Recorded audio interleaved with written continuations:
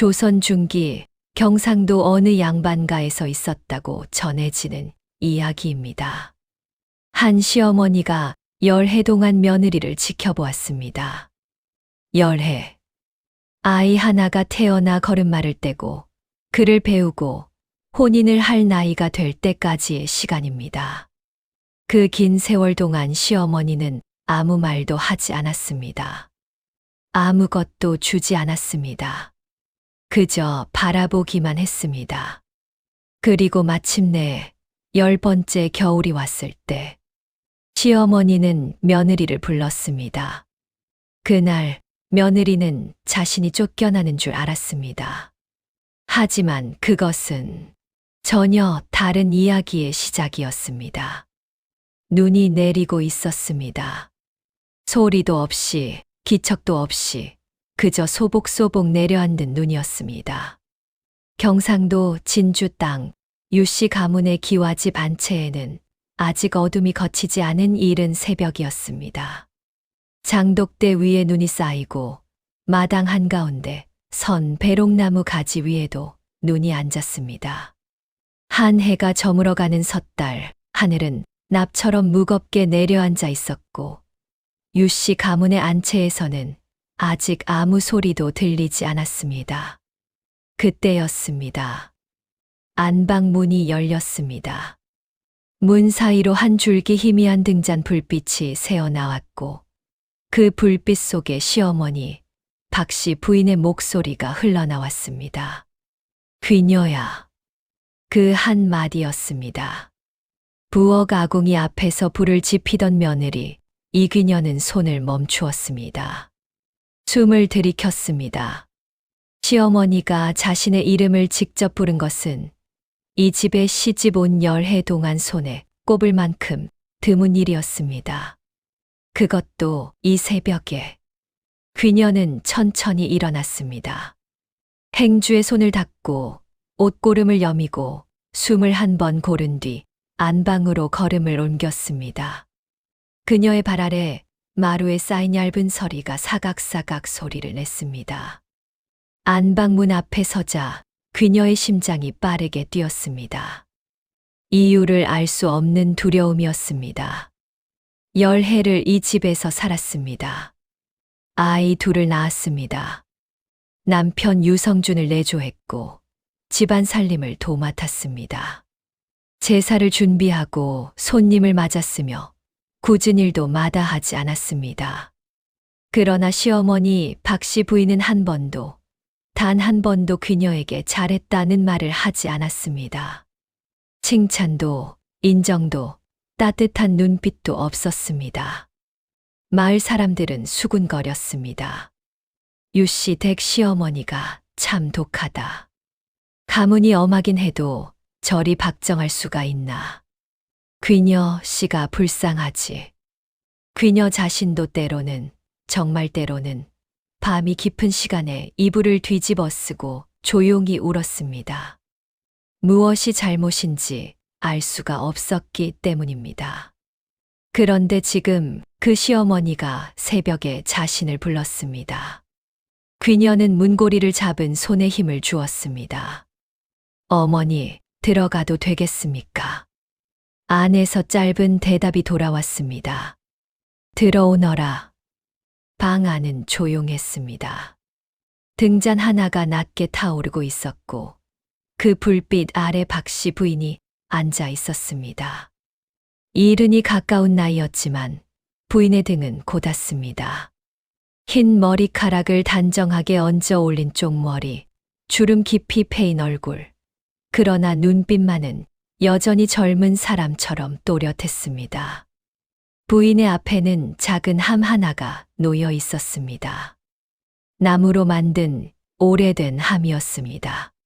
칠이 군데군데 벗겨져 있었고 자물쇠는 녹이 슬어 있었습니다. 귀녀는 그 함을 처음 보았습니다. 10해 동안 이 방을 수도 없이 드나들었지만 저 함은 한 번도 본 적이 없었습니다. 귀녀는 시어머니 앞에 무릎을 꿇고 공손히 두 손을 모았습니다. 어머니, 이 새벽에 부르셨습니까? 박씨 부인은 한참을 말이 없었습니다. 그저 며느리를 바라보았습니다. 오래, 깊이 무언가를 헤아리듯. 그 침묵이 너무 길어 그녀는 자신도 모르게 시선을 떨구었습니다. 눈이 많이 오더구나. 부인이 천천히 입을 열었습니다. 예. 앉거라.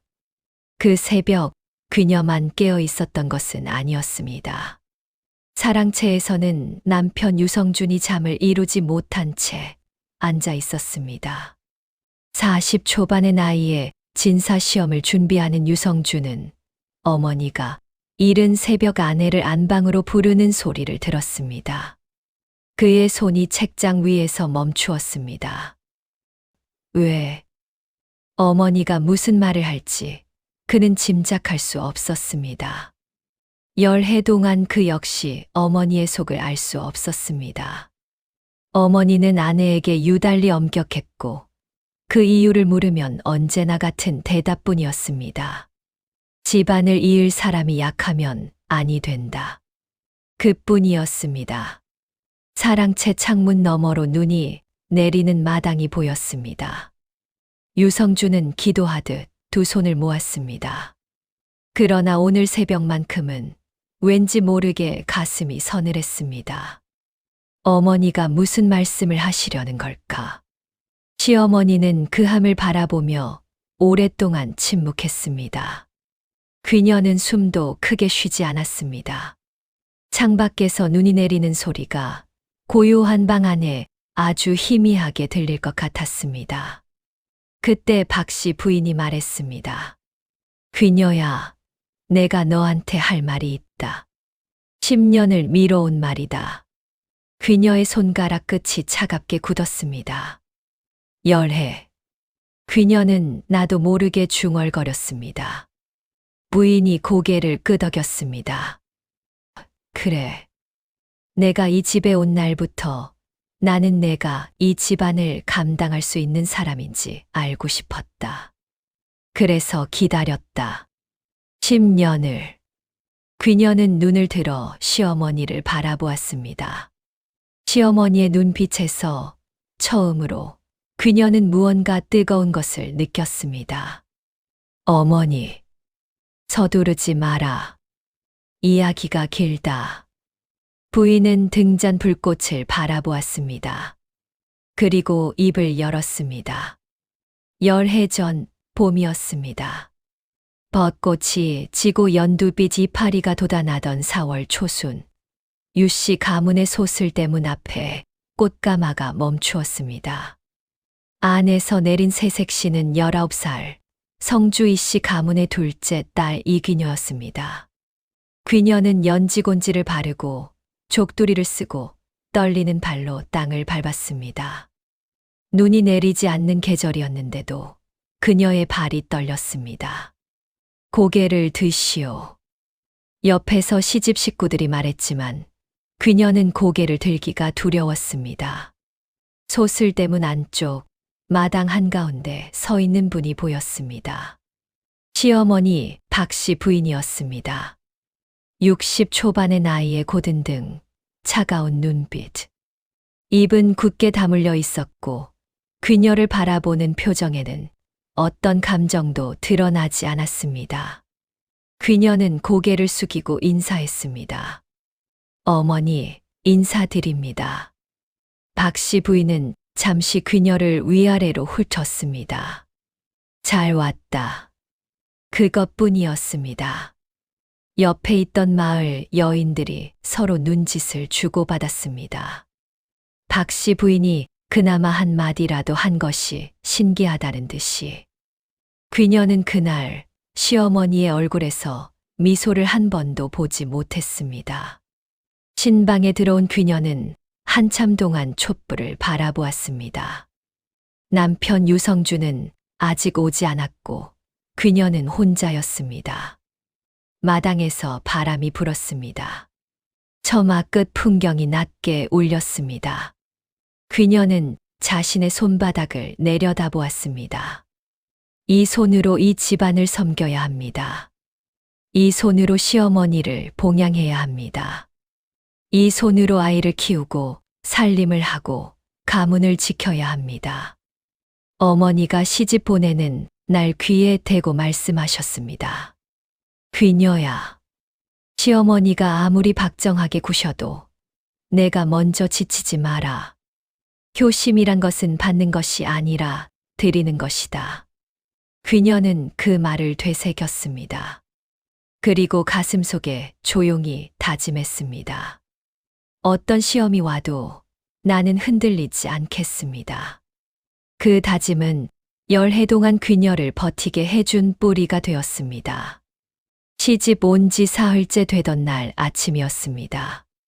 귀녀는 이른 새벽부터 일어나 부엌에서 아침 밥상을 준비했습니다. 시어머니께 드릴 밥은 가장 좋은 쌀로 따로 지었고, 국은 시어머니가 좋아하신다는 미역국을 끓였습니다. 어제 종일 집안 곳곳에서 시어머니가 드시는 음식을 눈여겨봐 두었습니다. 짠 것을 피하시고 너무 뜨거운 것은 드시지 않으신다는 것도 알아두었습니다. 정성껏 차린 밥상을 들고 안방으로 들어갔습니다. 어머니, 아침 진지 차렸습니다. 박씨 부인은 밥상을 내려다보았습니다. 한 번 둘러보더니 수저를 들지 않고 말했습니다. 이 국 치워라. 귀녀는 순간 굳었습니다. 어머니, 혹 입에 안 맞으십니까? 미역국이 좋으시다 하여. 좋아한다 했느냐? 예, 어제 댁에서 여쭤보니 그 소리 믿고 했더냐? 내가 좋아하는 것은 내가 직접 말하기 전까지는 모르는 것이다. 귀녀는 뺨이 달아오르는 것을 느꼈습니다. 죄송합니다. 국 그릇을 조심스레 들고 나오면서 귀녀는 눈을 깜빡였습니다. 눈물이 나오려 했지만 참았습니다. 부엌으로 돌아온 귀녀는 국 그릇을 내려놓고 잠시 앉았습니다. 생각해보니 이상한 점이 있었습니다. 시어머니는 국을 못 드시겠다고 하신 것이 아니었습니다. 좋아하는 것은 내가 직접 말하기 전까지 모른다고 하셨습니다. 그것은 그냥 까다로운 것과는 달랐습니다. 마치 무언가를 가르치려는 것 같았습니다. 남의 말을 듣고 짐작하지 말고 직접 확인하라는 것일까요? 귀녀는 미역국을 다시 바라보았습니다. 아직 따뜻했습니다. 그녀는 국을 한 모금 마셨습니다. 맛있었습니다.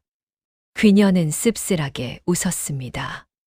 그리고 다시 일어나 시어머니께 드릴 다른 국을 끓이기 시작했습니다. 직접 여쭤봐야겠습니다. 귀녀는 다시 밥상을 차렸습니다. 이번에는 안방 문 앞에 서서 물었습니다. 어머니, 지금 국은 무엇으로 올릴까요? 안에서 잠시 침묵이 흘렀습니다. 된장국이 먹고 싶다. 귀녀는 고개를 끄덕였습니다. 예, 금방 올리겠습니다. 된장국을 끓여 올렸습니다. 짜지 않게, 뜨겁지 않게. 시어머니는 수저를 들었습니다. 한 숟갈, 두 숟갈. 국 그릇이 거의 비어갈 때 시어머니가 말했습니다. 이번엔 괜찮다. 그것이 전부였습니다. 그러나 귀녀는 그 네 글자를 마음속에 새겼습니다. 이번엔 괜찮다. 그것이 시어머니에게서 들은 첫 번째 인정이었습니다. 봄이 가고 여름이 왔습니다. 시어머니의 시험은 계속되었습니다. 어느 날은 빨래를 잘못 널었다고 혼이 났습니다. 그런데 귀녀가 다시 보니 시어머니가 지적한 방식이 실제로 옷이 덜 구겨지는 방법이었습니다. 어느 날은 제사 음식의 순서가 틀렸다며 처음부터 다시 하라고 하셨습니다. 귀녀는 밤이 깊도록 다시 차렸습니다. 그 밤 시어머니는 귀녀가 다 차린 뒤에야 나타나 말씀하셨습니다. 순서를 다시 보거라. 귀녀가 살펴보니 유씨 가문 고유의 제사 방식이 있었습니다. 일반적인 방식과는 미묘하게 달랐고 그 이유는 오래전 집안 어른이 정한 것이라고 했습니다. 귀녀는 그날 밤 그 순서를 종이에 적어 외웠습니다. 이틀 뒤 다시 제사 준비를 도울 때 귀녀는 정확하게 순서를 지켰습니다. 시어머니는 아무 말도 하지 않으셨습니다. 그러나 귀녀는 시어머니의 등이 아주 조금 이완되는 것을 보았습니다. 마을 우물가에서는 이야기가 떠돌았습니다. 유씨 댁 시어머니가 어찌나 독하신지 며느리가 새끼 밥을 짓고 빨래하고 바느질까지 하루 종일 쉬지를 못한다더라. 그게 다야? 새벽에 일어나 시어머니 방 앞에서 문안을 드린다던데. 그런데도 칭찬은 한마디도 없다는 거 아냐. 물동이를 이고 가던 귀녀의 친정 동네 친구 순이가 그 말을 듣고 발걸음을 멈추었습니다. 귀녀가 참 불쌍하지. 어째 저런 시어머니 집으로 시집을 갔을꼬. 그러나 귀녀 자신은 그런 말을 듣고도 고개를 흔들었습니다. 집에 돌아가는 길에 순이를 만난 귀녀는 조용히 말했습니다. 순이야, 우리 어머니가 그냥 독하신 분이 아닌 것 같아. 뭔가 이유가 있으신 것 같아. 순이가 눈을 동그랗게 뜨며 물었습니다. 이유가 뭔데? 아직 모르겠어. 그런데 어머니가 하시는 말씀과 행동에는 언제나 이유가 있더라고. 귀녀는 웃었습니다. 씁쓸하지만 포기하지 않은 웃음이었습니다.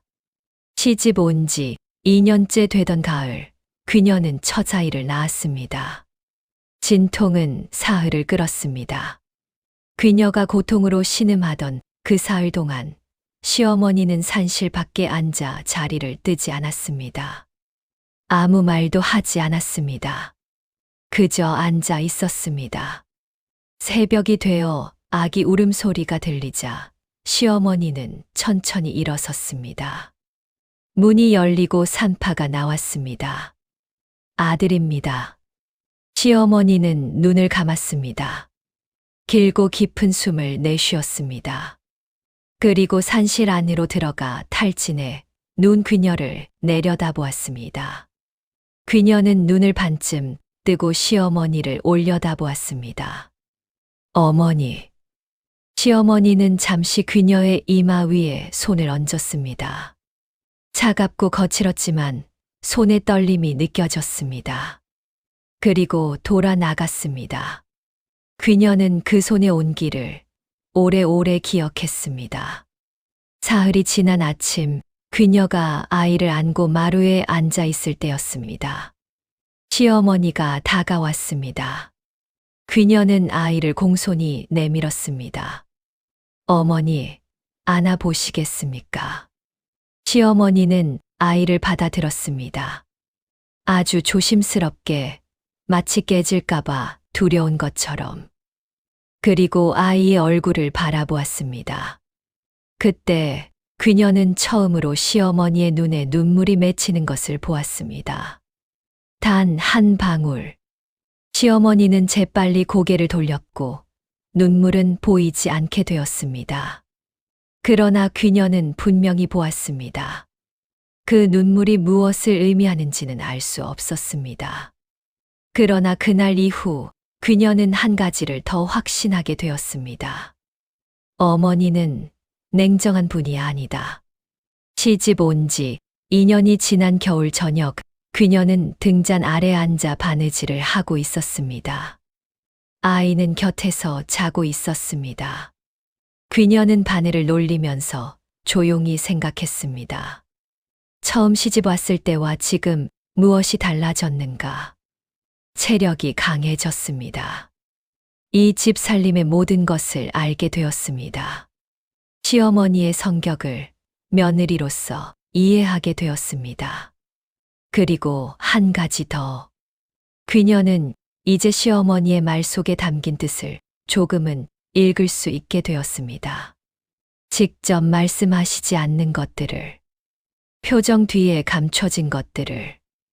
어머니는 왜 말씀을 직접 하지 않으실까? 귀녀는 바늘을 멈추었습니다. 그 질문의 답을 아직 알지 못했습니다. 시집 온 지 3년째 되던 여름은 큰 가뭄이 들었습니다. 논밭이 타들어갔습니다. 우물물이 줄었습니다. 이웃 마을에서는 굶는 집이 생겨났습니다. 유씨 가문도 예외는 아니었습니다. 곳간의 쌀이 조금씩 줄었고 식구들의 밥상도 조금씩 소박해졌습니다. 어느 날 시어머니는 귀녀를 불러 말했습니다. 곳간 열쇠다. 귀녀의 손에 무거운 열쇠가 쥐어졌습니다. 앞으로 살림은 내가 알아서 해라. 귀녀는 당황했습니다. 기뻐해야 할지 무서워해야 할지 몰랐습니다. 그날부터 귀녀는 곳간을 직접 열고 닫으며 하루 식량을 계산하기 시작했습니다. 가장 어려운 것은 시어머니의 밥상이었습니다. 어르신께는 좋은 것을 드려야 하는데 가뭄이 드니 좋은 쌀이 부족했습니다. 귀녀는 자신과 남편의 밥을 죽으로 줄이고 그 아낀 쌀로 시어머니 밥상을 유지했습니다. 한 달이 지났습니다. 시어머니가 하루는 귀녀의 밥그릇을 보았습니다. 묽은 죽이 담겨 있었습니다. 내 밥이 왜 이것이냐? 귀녀는 아무렇지 않다는 듯 웃었습니다. 가뭄에 아껴야지요. 시어머니는 아무 말도 하지 않았습니다. 그러나 그날 저녁 귀녀의 밥상에 조기 한 토막이 더 얹혀 있었습니다. 귀녀는 그것이 시어머니가 보낸 것임을 알았습니다. 그해 가을 느닷없는 손님이 찾아왔습니다. 한양에서 온 고위 관리의 일행이었습니다. 5명이었고 아무 예고도 없이 대문을 두드렸습니다. 시어머니는 귀녀를 불렀습니다. 저분들 대접해라. 그뿐이었습니다. 귀녀는 얼굴이 하얗게 질렸습니다. 가뭄 때라 반찬거리가 풍족하지 않았습니다. 시장을 갈 시간도 없었습니다. 당장 부엌에 있는 것으로 무언가를 만들어야 했습니다. 귀녀는 숨을 한 번 내쉬고 부엌으로 달려갔습니다. 곳간을 뒤졌습니다. 묵은 나물, 된장, 두부, 쌀, 그리고 뒷마당에 자라는 채소들. 귀녀는 두부를 지졌습니다. 나물을 무쳤습니다. 된장찌개를 끓였습니다. 그리고 마당에서 호박 하나를 따서 나물을 볶았습니다. 2시간 만에 밥상이 나왔습니다. 사랑채의 밥상을 들고 들어갔을 때 손님들은 처음에는 살짝 실망한 기색이 역력했습니다. 그러나 한 숟갈씩 떠먹고 나서 표정이 달라졌습니다. 이 된장찌개 맛이 예사롭지 않소. 두부지짐도 훌륭하오. 손님들은 밥을 깨끗이 비웠습니다.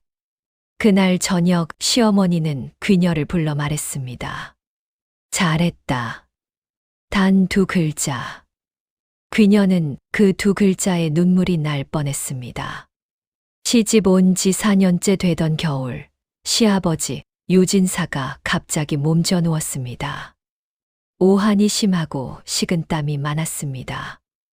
의원이 다녀갔지만 병이 잡히지 않았습니다. 귀녀는 밤낮을 시아버지 곁에서 간호했습니다. 새벽에 약을 다리고 낮에는 미음을 쓰고 밤에는 이마에 물수건을 갈아 얹었습니다. 사흘째 되는 밤 시어머니가 사랑채로 왔습니다. 귀녀가 수건을 갈아 얹는 것을 잠시 바라보다 낮은 목소리로 말했습니다. 가서 자거라. 내가 할 것이다. 귀녀는 고개를 저었습니다. 어머니도 어르신 걱정에 못 주무셨을 것입니다. 제가 있겠습니다. 시어머니는 대답하지 않았습니다. 그러나 자리를 뜨지도 않았습니다. 그날 밤 시어머니와 귀녀는 함께 시아버지 곁을 지켰습니다. 아무 말도 없이. 새벽이 되어 시아버지가 잠시 눈을 떠 두 사람을 보며 말했습니다. 내가 복이 많은 사람이야. 시집 온 지 5년째 되던 봄이었습니다. 시어머니에게는 남편의 이복 동생이 하나 있었습니다. 그가 어느 날 갑자기 찾아와 오래된 토지 문서를 들고 나왔습니다. 이 밭은 원래 내 어머니 것이야. 돌려줘야지. 집 안이 발칵 뒤집혔습니다. 남편 유성주는 서울로 일이 있어 자리를 비운 상태였고 집안의 남자 어른은 시아버지뿐이었는데 그분은 아직 병중이었습니다. 그 자리에서 상황을 수습해야 하는 것은 귀녀였습니다. 시어머니는 옆에 앉아 아무 말도 하지 않았습니다. 그저 귀녀를 바라보았습니다. 귀녀는 문서를 조용히 들여다보았습니다. 그리고 차분하게 말했습니다.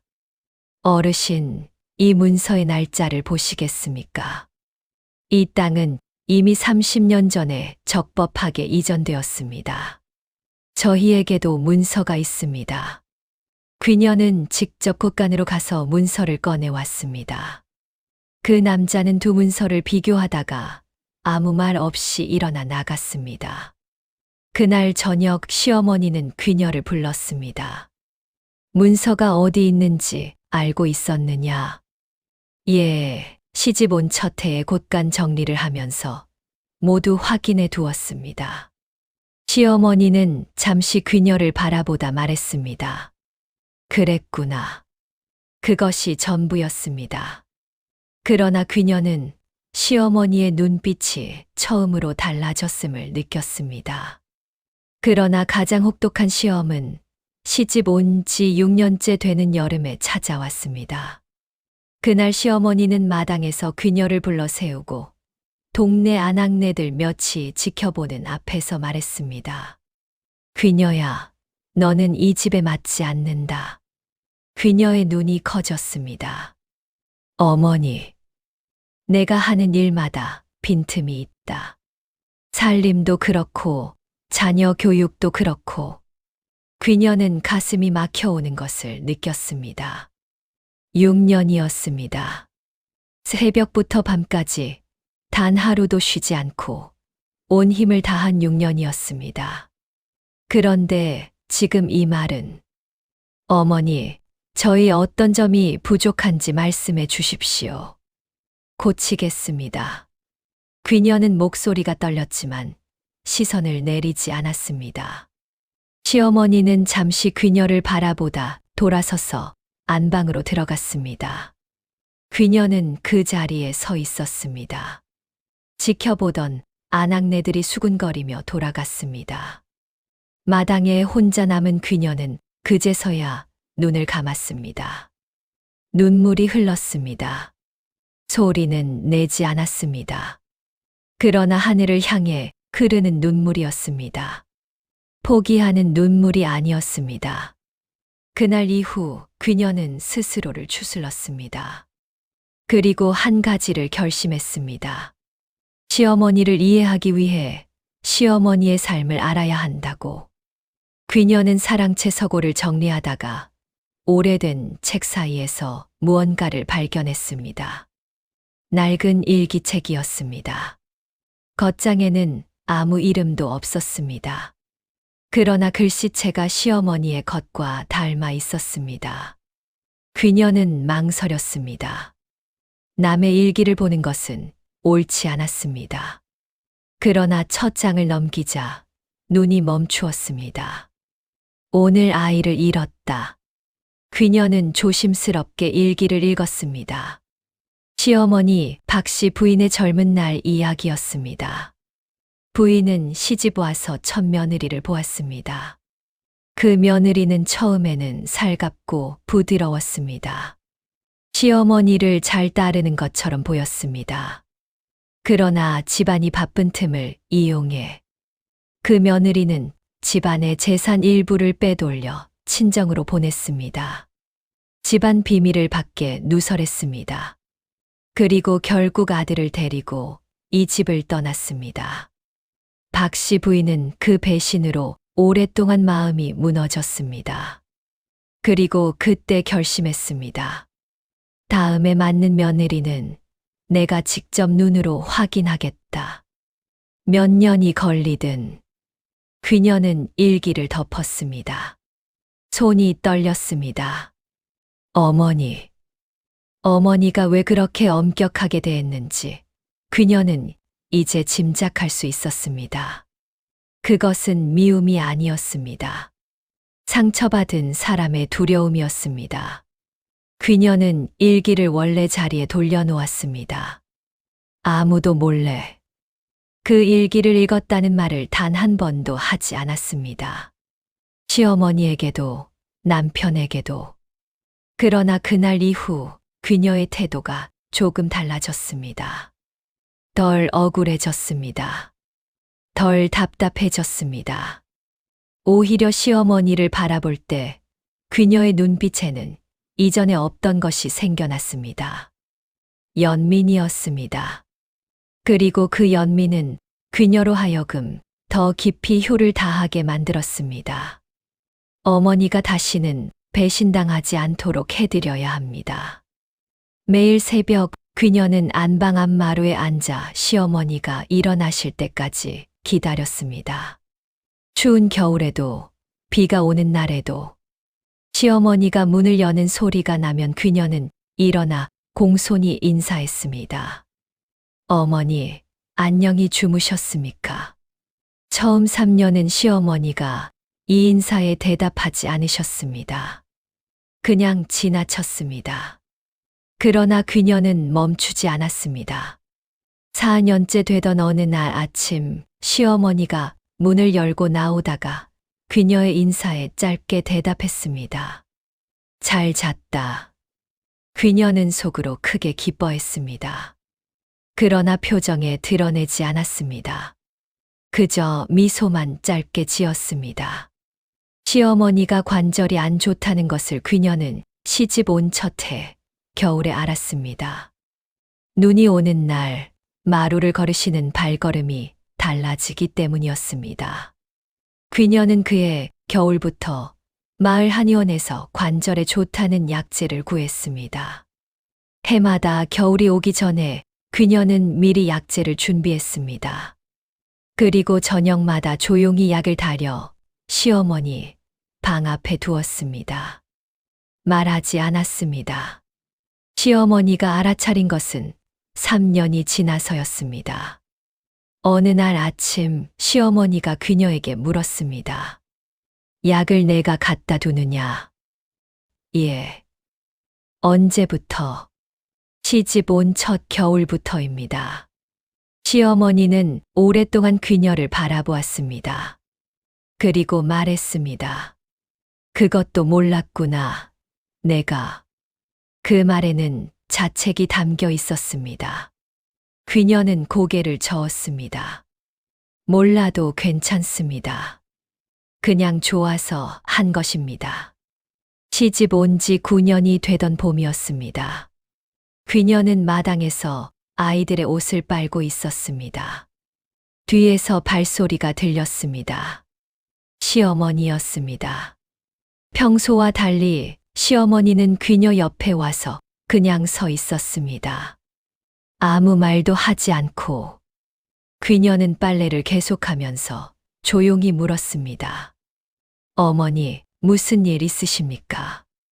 아니다. 그럼 같이 앉으시겠습니까? 오래 서 계시면 무릎이 안 좋으실 텐데. 시어머니는 잠시 머뭇거리다가 옆 돌에 조용히 앉았습니다. 그리고 그녀가 빨래하는 것을 바라보았습니다. 한참 그렇게 있다가 시어머니가 말했습니다. 그녀야. 예. 너 힘들지 않았느냐? 이 집에서. 그녀는 잠시 손을 멈추었습니다. 그리고 웃으며 말했습니다. 힘들 때도 있었습니다. 그러나 이 집이 제 집인데 어찌 힘들다고만 하겠습니까? 시어머니는 아무 말도 하지 않았습니다. 그러나 그날 이후 뭔가가 달라지기 시작했습니다. 그날 밤 박 씨 부인은 잠들지 못했습니다. 등잔 불빛이 낮게 흔들리는 방 안에 혼자 앉아 부인은 오래된 생각들을 꺼내었습니다. 지나간 며느리의 얼굴이 떠올랐습니다. 처음에는 다정하고 부드럽던 그 얼굴, 그리고 그 뒤에 닥쳐온 배신. 박 씨 부인은 눈을 감았습니다. 그때 집안을 지키지 못한 것이 자신의 잘못이었다고 오랫동안 자책해왔습니다. 사람을 잘못 보았다는 것이 가장 뼈 아팠습니다. 그래서 그녀에게도 처음에는 차갑게 대했습니다. 믿을 수 없었기 때문이었습니다. 그런데 지금 9년이 지났습니다. 부인은 조용히 생각했습니다. 그녀는 진짜다. 그 생각이 부인의 가슴을 오래 따뜻하게 데웠습니다. 그해 가을, 그녀는 무언가가 곧 일어날 것 같다는 느낌을 받았습니다. 시어머니의 태도가 조금씩 달라지고 있었습니다. 말이 늘었습니다. 그녀가 무언가를 하면 이전처럼 지적하거나 나무라는 대신 가만히 바라보셨습니다. 가끔은 그녀 곁에 앉아 아무 말 없이 시간을 함께 보내기도 하셨습니다. 그녀는 그 변화를 느끼면서 이상하게 마음이 두근거렸습니다. 무언가가 달라지고 있었습니다. 어머니가 뭔가를 결심하신 것 같다. 그 예감은 맞았습니다. 그날 밤 그녀는 남편 유성준에게 조용히 말했습니다. 서방님, 어머니가 요즘 좀 달라지신 것 같지 않으세요? 유성준은 책을 내려놓으며 생각했습니다. 그러게, 나도 느꼈다. 뭔가 말씀하시려는 것 같기도 하고. 혹시 어머니 건강이 안 좋으신 건 아닐까요? 유성준은 잠시 침묵했습니다. 나도 그게 걱정이다. 내일 의원을 불러볼까? 그녀는 고개를 끄덕였습니다. 그리고 이불 속에 누워서도 그녀는 한참 동안 천장을 바라보았습니다. 어머니, 건강하셔야 합니다.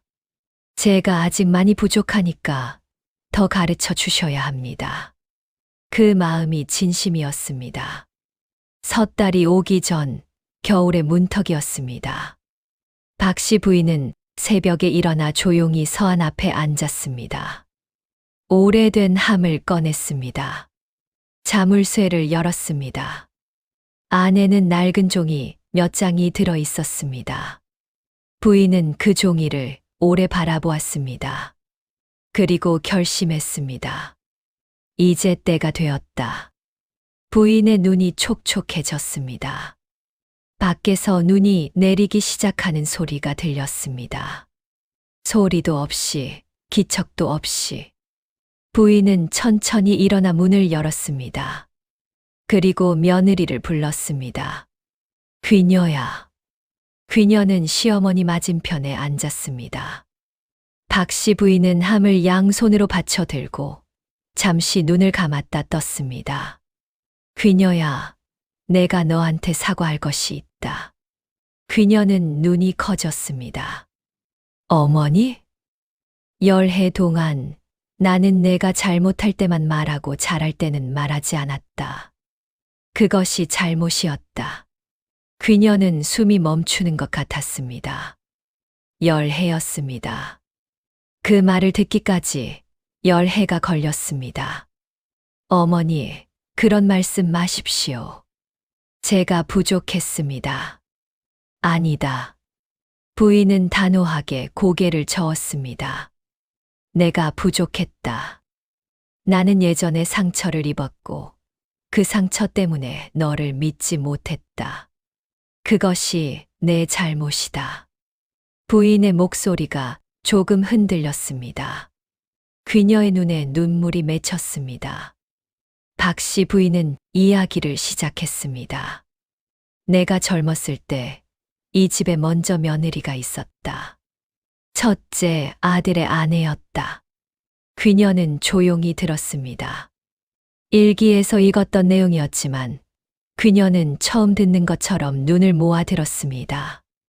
그 아이가 처음에는 참 착해 보였다. 나는 믿었다. 그런데 부인의 목소리가 잠시 끊겼습니다. 나중에 그 아이가 집안 재산을 빼돌리는 것을 알았을 때 나는 내가 너무 어리석었다는 것을 알았다. 사람을 외양만 보고 믿었으니 그녀는 아무 말도 하지 않았습니다. 그래서 나는 결심했다. 다음 며느리는 내 눈으로 직접 충분한 시간을 두고 확인하겠다고. 부인은 함을 천천히 열었습니다. 그리고 만약 그 며느리가 진짜라면 내가 직접 이것을 주겠다고. 함 속에는 두 가지가 들어 있었습니다. 첫 번째는 오래된 문서였습니다. 이것은 이 집안의 토지 문서다. 유씨 가문이 대대로 소유한 논밭의 문서, 그리고 이 집의 권리 문서.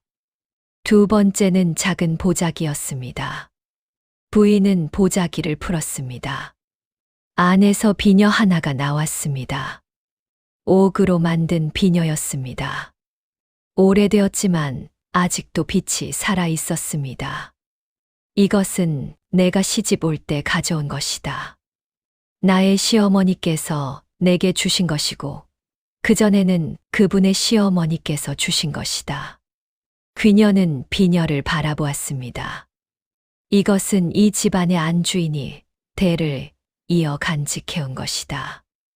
나는 이것을 처음 며느리에게 줄 수가 없었다. 그 아이가 진짜인지 확인하지 못했으니. 부인은 비녀를 그녀의 손 위에 올려놓았습니다. 그녀야, 이제 내가 가져라. 그녀의 손이 떨렸습니다. 박씨 부인은 이어서 말했습니다. 나는 열해 동안 너를 시험한 것이 아니다. 그녀는 눈을 들었습니다. 시험이 아니었다고요? 시험이라면 합격하면 끝이 나야 하지. 그런데 나는 내가 합격한 것을 5년 전에 이미 알았다. 그녀는 숨을 죽였습니다. 그렇다면 나는 기다린 것이다. 부인의 목소리가 조용하고 깊어졌습니다. 내가 이 비녀를 받을 준비가 되어 있는지가 아니라 내가 이 비녀를 줄 준비가 되어 있는지를 기다렸다. 그녀는 그 말의 의미를 천천히 가슴으로 받아들였습니다. 어머니, 나는 상처를 받은 사람이야. 믿었다가 배신당한 사람이야. 나는 쉽게 마음을 열 수가 없었다. 그래서 오래 걸렸다. 부인의 눈에서 눈물 한 방울이 떨어졌습니다. 그녀야, 미안하다. 그녀는 비녀를 두 손으로 꼭 쥐었습니다. 그리고 시어머니를 바라보았습니다. 눈물이 양볼을 타고 흘렀습니다. 그러나 그녀는 웃었습니다. 어머니, 미안하다고 하지 마십시오. 그녀야, 저는 어머니의 마음을 이해합니다. 아니, 이해한다는 것은 너무 가벼운 말입니다. 저는 어머니가 얼마나 힘드셨을지를 압니다. 그녀는 잠시 말을 고르며 이어갔습니다. 어머니가 제게 엄격하셨을 때 저는 억울한 적도 있었습니다. 눈물을 흘린 날도 많았습니다. 그런데 어머니가 그렇게 하신 데에는 이유가 있다는 것을 저는 알고 싶었습니다. 그래서 포기하지 않았습니다. 어머니가 기다리신 것처럼 저도 기다렸습니다. 어머니가 마음을 여실 날을. 박씨 부인은 더 이상 눈물을 참지 않았습니다. 소리 없이 조용히 노부인이 울었습니다. 그 새벽 안방에서 처음으로 두 사람이 함께 울었습니다. 말이 없었습니다. 두 사람 사이에 흐르는 것은 말보다 깊었습니다. 박씨 부인은 그녀의 손을 잡았습니다. 처음이었습니다. 열해 동안 시어머니가 먼저 며느리의 손을 잡은 것은 처음이었습니다. 귀녀는 그 손을 두 손으로 감쌌습니다. 바깥에서는 눈이 계속 내렸습니다. 마당 위에 쌓이는 눈은 소리도 없이 세상을 조용히 덮어가고 있었습니다. 등잔 불꽃이 낮게 타올랐습니다. 그 빛 속에서 두 사람은 오래 그렇게 앉아 있었습니다. 얼마나 지났을까? 창문 너머로 새벽빛이 밝아오기 시작했습니다. 눈이 그쳐 있었습니다. 마당에 흰 눈이 소복이 쌓여 있었고 배롱나무 가지 위에도 장독대 위에도 눈이 앉아 있었습니다. 어디선가 닭이 울었습니다. 귀녀는 그 소리를 들으며 창문을 열었습니다. 차가운 겨울 공기가 방 안으로 들어왔습니다. 그 공기 속에 이상하게도 봄 같은 따뜻함이 섞여 있는 것 같았습니다. 귀녀는 조심스럽게 일어나 부엌으로 갔습니다. 아궁이에 불을 지폈습니다. 밥을 지었습니다. 오늘은 시어머니께 직접 물어보고 드릴 것이었습니다. 어머니, 오늘 아침은 무엇이 드시고 싶으십니까? 아침 밥상이 차려지자 유성준이 사랑채에서 나왔습니다. 어머니와 아내가 나란히 마루에 앉아 있는 것을 보았습니다. 이전과 달랐습니다. 두 사람 사이의 공기가. 유성준은 조심스럽게 물었습니다.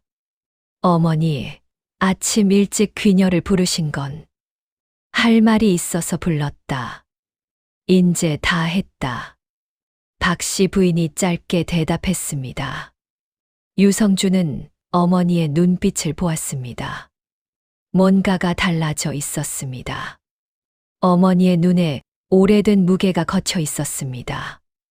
유성준은 아내 귀녀를 바라보았습니다.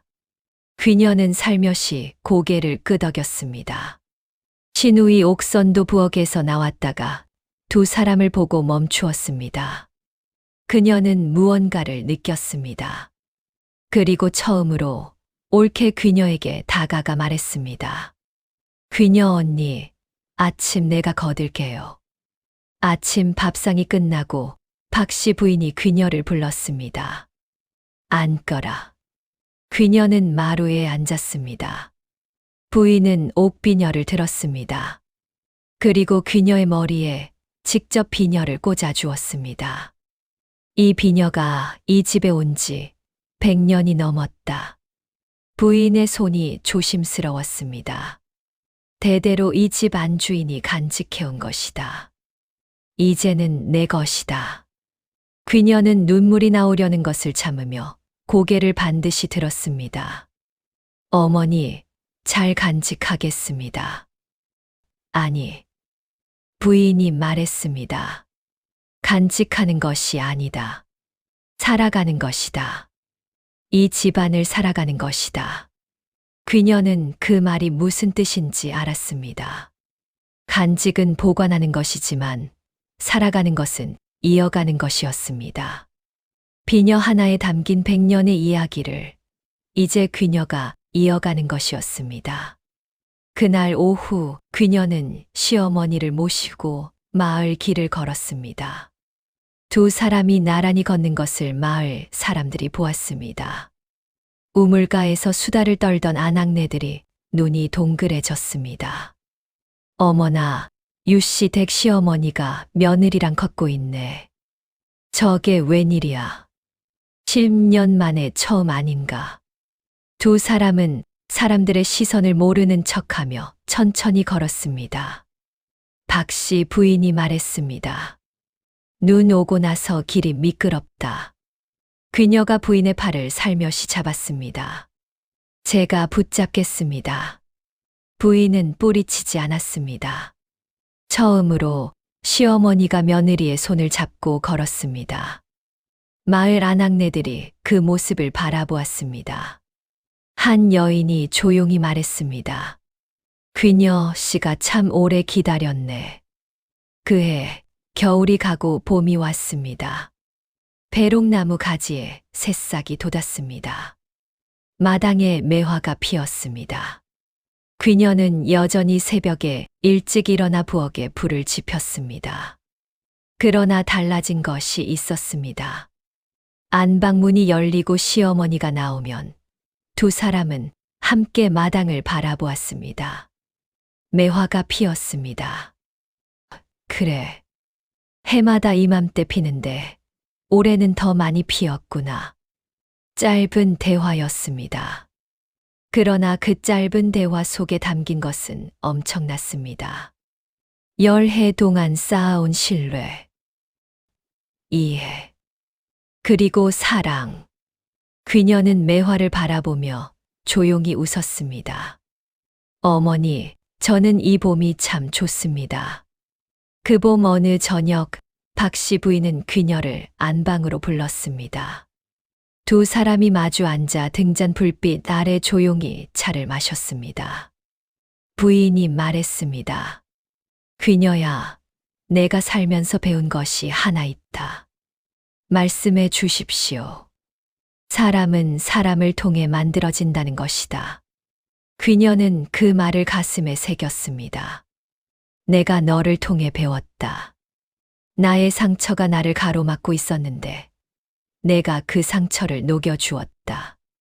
어머니, 나는 너에게 가르쳤다고 생각했는데 알고 보니 내가 나를 가르쳤더라.